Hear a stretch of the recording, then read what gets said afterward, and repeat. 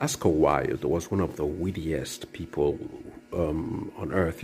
He's from that generation, late 19th century, early 20th century. You had Oscar Wilde, Mark Twain, all these guys. They were so witty. Either Americans. Mark Twain was American, yeah, and Wilde was English, but he lived in America for a while, I think, and he said that he said about our condition. He said there are two great tragedies in life. The first one is to get what you want, and the second one is not to get what you want. And this is so true when, in so many instances in life.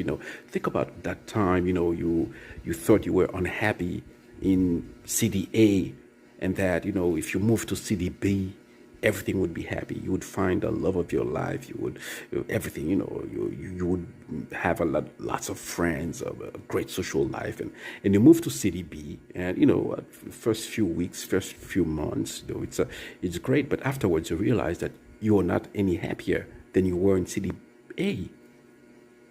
That happened to me. I embarked on what from the outside was like a great project, beautiful project, and I realized, and I was surprised, of course, in the first few weeks, I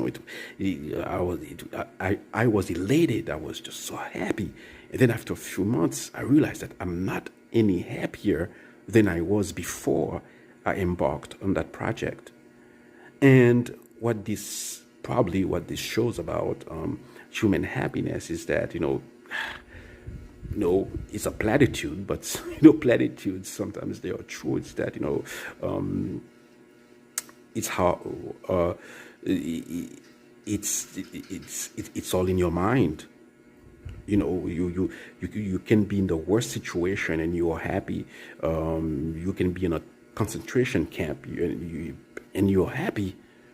And you can be in a palace with a lot of servants around, and you get anything you want, and you are unhappy.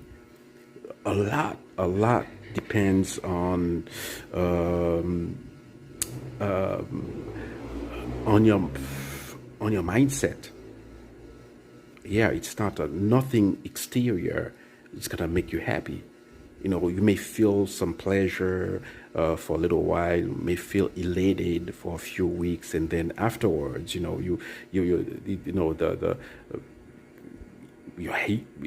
happiness comes from within.